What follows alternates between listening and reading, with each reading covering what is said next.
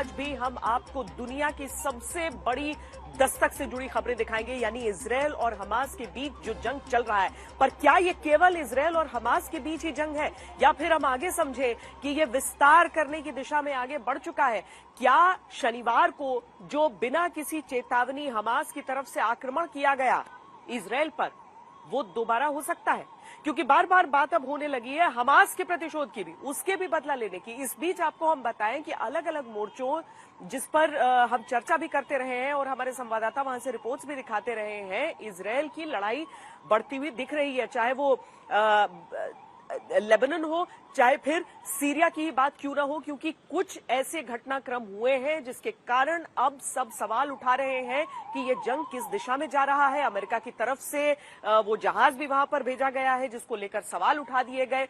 इन सारी चीजों के बीच अब केवल इजरायल वर्सेस हमास, या फिर इजरायल के सामने सभी अरब देश? इजरायल हमास के वर्तमान युद्ध से 14 साल पहले 2009 की बात है।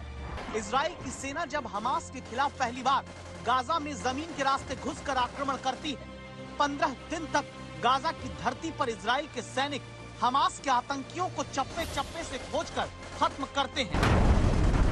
15 दिन बाद इजरायल के तत्कालीन प्रधानमंत्री ने संघर्ष विराम का ऐलान कर दिया, लेकिन पहले भी इजरायल ने जमीनी रास्ते से हमास पर हमला किया है और पूरी तरह से हमास को ध्वस्त करने का प्रयास किया, परास्त करने की कोशिश की। उसमें इजरायल को ज्यादा सफलता नहीं मिली। इजरायल की सेना जमीनी स्थिति से भली भांति वाकिफ है। इजरायल की सेना के पास लगातार वहां से खुफिया जानकारी भी आती रहती है और इसीलिए इस बार न केवल तोपों से बल्कि हवाई जहाजों से जबरदस्त हमला किया जा रहा है। और उस हमले के बाद जमीनी सेना एक बार फिर घुसेगी। टैंक, बख्तरबंद गाड़ियां, आर्मर्ड पर्सनल कैरियर्स और सिपाही गाजा पट्टी में जाकर हमास के हर ठिकाने को न केवल ध्वस्त करेंगे बल्कि ये सुनिश्चित करने का प्रयास करेंगे कि हमास एक बार फिर कभी इजरायल के लिए एक आतंकी खतरा न बन सके। साल 2014 आया। दूसरी बार गाजा में घुसकर इजरायल की सेना आतंकियों को घेरती है, मारती है और हमास के आतंक को खत्म करना शुरू करती है।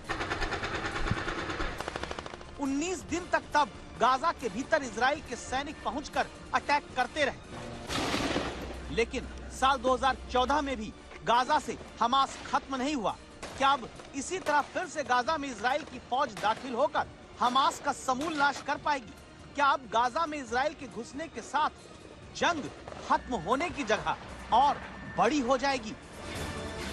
9 साल बाद इजरायल एक बार फिर गजा पर जमीनी हमले बोलने की तैयारी कर रहा है। टैंक लेकर के उसकी टीमें एश्केलॉन से द्रुत से आगे बढ़ते हुए गजा की सीमाओं में प्रवेश कर रही हैं। लेकिन डर इस बात का है कि जिस तरह से अरब देश गजा को समर्थन दे रहे हैं, हमास को समर्थन दे रहे हैं, ऐसे में अगर ये विवाद और बढ़ता है और ये हमला ऐसे ही बढ़ता है तो क्या एक बार फिर अरब देशों और इजरायल के बीच युद्ध छिड़ जाएगी? संभावना इसकी लोगों की है और इसी बात की आशंका भी है, डर भी है। तो क्या अभी जो जंग इजराइल और गाजा में हमास के बीच छिड़ी, इसमें एक एक करके ईरान, लेबनान, सीरिया, मिस्र, कतर, जॉर्डन समेत दूसरे अरब देश उतर सकते हैं? अगर हाँ, तो ऐसी आशंका क्यों जताई जा रही है? याद करिए इन तस्वीरों को। इजराइल पर हमले और गाजा पर इजराइल की तरफ से आतंक का जवाब देने के बाद से अमेरिका की तरफ से मदद का जहाज हथियारों के साथ पहुंच चुका है। फिर गुरुवार को अमेरिकी विदेश मंत्री ब्लिंकन भी इजराइल पहुंचकर कहते हैं, जो होगा देखा जाएगा, हम तो यही हैं। अमेरिका जो इजराइल के साथ हाथ मिलाकर संदेश अभी दे रहा है, इसे गंभीरता से लेना इसलिए जरूरी है क्योंकि जब गाजा से हमास ने हमला करना अभी रोका नहीं, तब अमेरिकी राष्ट्रपति बाइडेन तक 4 बार इजरायली प्रधानमंत्री नेतन्याहू से फोन पर बात करके वहां क्या हो रहा है इसका हाल चाल पूछ चुके हैं। इसके बाद दुनिया की हर लड़ाई में किसी न किसी एक पक्ष के लिए हथियार के सबसे बड़े प्रायोजक के तौर पर चर्चित अमेरिका और उसके राष्ट्रपति ने जो कुछ कहा उस पर ध्यान दीजिए, खासकर आखिरी लाइन में जिसमें एक देश का नाम लिया जाता है। बी केयरफुल ईरान, यह अमेरिका के राष्ट्रपति बोलते हैं। ऐसा क्यों बोल रहे हैं यह आपको बताएं उससे पहले जान लीजिए इजराइल और हमास की लड़ाई के बीच अरब देशों का स्टैंड क्या है। इजिप्ट फिलिस्तीन के समर्थन में खड़ा है। जॉर्डन फिलिस्तीन की जमीन पर इजराइल के हमले का विरोध किया है, यानी फिलिस्तीन के साथ है। लेबनान के बॉर्डर पर तो अभी इजराइल के साथ बमबारी तक हो रही है, क्योंकि लेबनान का आतंकी संगठन हिजबुल्लाह हमास का साथ देते हुए इजराइल की पोस्ट और टैंक पर अटैक तक कर चुका है। सीरिया खुलकर इजराइल के विरोध में है। सऊदी अरब का स्टैंड अभी फिलिस्तीन के समर्थन में ही है।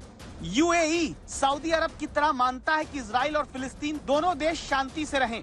बहरीन अभी इजराइल के साथ बने अपने नए संबंध और फिलिस्तीन के साथ रहे ऐतिहासिक संबंधों को संभालने में जुटा है। कतर एक तरफ संबंध इजराइल से रखता है, दूसरी तरफ हमास को आर्थिक मदद भी देता है। ईरान ने हमास और फिलिस्तीन का समर्थन किया। ईरान वो देश है जो हमास को पैसा, हथियार और ट्रेनिंग सब में मदद करता है। अमेरिका के विदेश मंत्री एंटनी ब्लिंकन इस समय जेरूसलम में है। इसके अलावा अमेरिका की मदद का विमान यहां रसद सामग्री, हथियार, एम्यूनिशन लेकर पहुंच चुका है। भूमध्य सागर में अमेरिका का USS Gerald Ford carrier strike group यानी जंगी बेड़ा पहुंच चुका है इजराइल की मदद के लिए। तो ये संदेश अमेरिका ने साफ तौर पर दे दिया है कि अमेरिका इजराइल के साथ खड़ा है। लेकिन इस बीच याद कीजिए इजराइल के सुप्रीम लीडर का वो बयान जिसमें उन्होंने कहा कि इस आतंकी हमले में ईरान की तो कोई भूमिका नहीं है, लेकिन वो उन लोगों के हाथ चूमते हैं जिन्होंने यहूदियों पर इस हमले की योजना बनाई।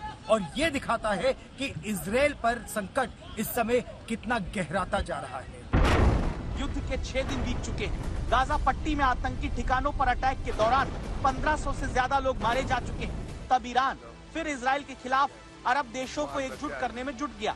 जो कुछ हो रहा है उसे सुनिए और समझिए कैसे युद्ध के बीच अरब वर्ल्ड सक्रिय हो चुका है। पहली खबर, ईरान के राष्ट्रपति इब्राहिम राइसी ने इस्लामिक अरब देशों को इजराइल के खिलाफ एकजुट होकर एक साथ आने की अपील की। दूसरी खबर, ईरान के विदेश मंत्री युद्ध के इसी दौर में पहले इराक और फिर लेबनान के दौरे पर जा रहे हैं। तीसरी खबर, इजराइल को शक है कि सीरिया के जरिए लेबनान में आतंकी संगठन हिजबुल्लाह को हथियार पहुंचाने की कोशिश हो रही है। चौथी खबर, ईरान और सऊदी अरब जो एक दूसरे के विरोधी हैं, उन्होंने भी गाजा पर हमले के बाद आपस में बातचीत कर ली है। इजराइल से ईरान तक, गाजा से लेबनान तक और अमेरिका से अरब देशों तक हर किसी को 1948 याद आ रहा है और सबको लगता है कि एक्शन और रिएक्शन बिल्कुल वैसा ही होगा। लेकिन इस बीच सबको ये बयान भी याद आना चाहिए जब नाटो की बैठक में इजराइल के रक्षा मंत्री कहते हैं कि ये 1943 वाला यानी 40 के दशक वाला इजराइल नहीं है। तो क्या लैंडस्केप पर कोई बहुत बड़ा परिवर्तन होने वाला है?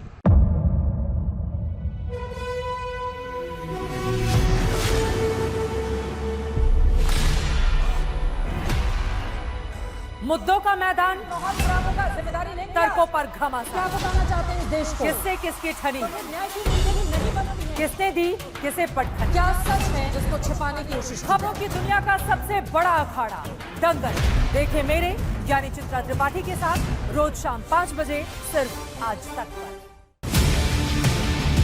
ना पक्ष ना विपक्ष, ना लेफ्ट ना राइट, ना मिर्च ना मसाला, खबरों का बोलबाला, निडर निर्भीक सबसे सटीक स्पेशल रिपोर्ट सिर्फ आज तक पर। एयर रेड के ये सायरन समय समय पर आपको सुनाई देते। शौर्य की, भारत और चीन के बीच साहस की, सभी बाढ़ग्रस्त इलाकों का हवाई सर्वेक्षण किया है। सरोकार की, गाजीपुर में किसान से बातचीत करें। संघर्ष की, कश्मीर को आगे बढ़ना होगा। संयम की, भावनाएं भड़की या दंगे भड़काए गए। सवालों की, जनता के लिए, जनता के द्वारा, जनता की दस्तक। श्वेता सिंह के साथ सिर्फ आज तक पर।